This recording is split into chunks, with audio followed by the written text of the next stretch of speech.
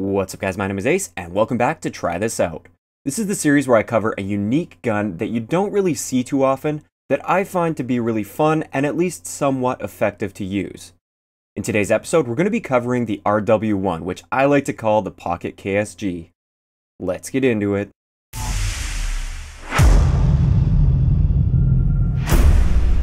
Alright guys, so why do I call it the Pocket KSG?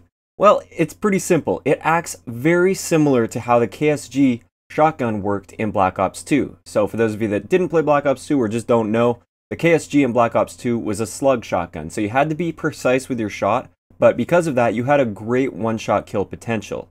If you use the right variant of the RW1, you get an excellent one-shot kill potential, and this thing is so much fun to use. It's very rewarding to use, but at the same time, it is a very skillful weapon. So I'm not saying that you can pick this up and you're going to do as well as you would do with an ASM-1 or a BAL, but if you use it properly, you can still potentially lead lobbies, you can still do very well and rack up a ton of kills.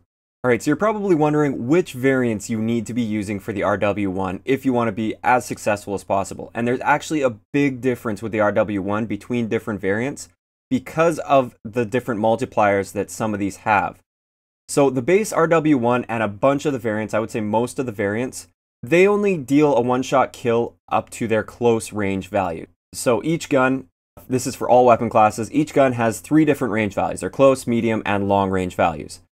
The RW1 on its own will only deal a one-shot kill at the close ranges. It will never deal a one-shot kill at the medium to long ranges, even with a headshot, unless you're using one of the variants I'm going to be telling you about.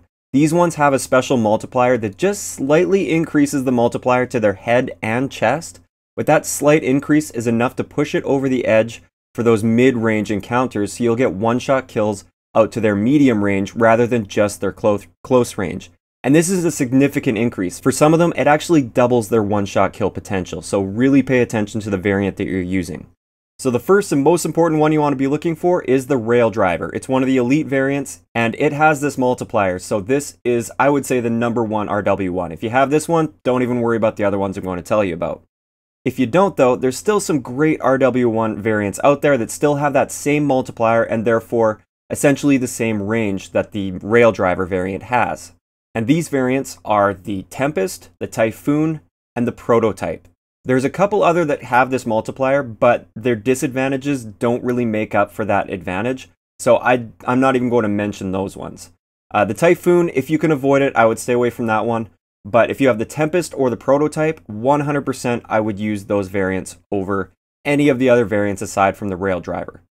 The reason is they have that multiplier, but they don't really have much for downsides. So again, the variants you want to look out for are the Rail Driver, the Tempest, the Typhoon, and the Prototype. If you have one of these, just aim for chest or head, which you should be anyways, and you're going to have some extreme one-shot kill potential. As for how to use this, basically treat it like a KSG in Black Ops 2. You got to play around with it a little bit so you can kind of get a feel for how long you can push the limits for your one-shot kill potential, because you don't want to be challenging people at a range that's just beyond your one-shot kill, because if you do miss with this, your reload time is relatively high and you'll probably die at that point unless you can manage to get behind some cover and reload. So keep things up relatively close. Try to pre-aim whenever you can. That's a big thing with this as well. You don't want to be hip firing with this very often. That's kind of like a last case scenario, is when you want to hip fire and you want to be like point blank range when you do that. So it's always a good idea to be prepared for your enemies and pre-aim before you come around a corner, or as you're coming around a corner, or if you expect an enemy to come around a corner, pre-aim and be ready for them. So that's going to wrap it up for today's episode of Try This Out. Give the RW1 a try, especially if you have one of those variants. Please give one of those a try, and just let me know what you think of it. Also, in the comment section below, if you want to leave me a gun that you feel is really underrated, it can be a specific variant, or just a gun that you feel is underrated and really fun to use and potentially very effective, let me know in the comment section below. I may have a look at it for a future episode. If you enjoyed the video, a like rating is always appreciated, and don't forget to subscribe for more if you haven't already. I'll talk to you guys next time. You get out of here. This is my flag now.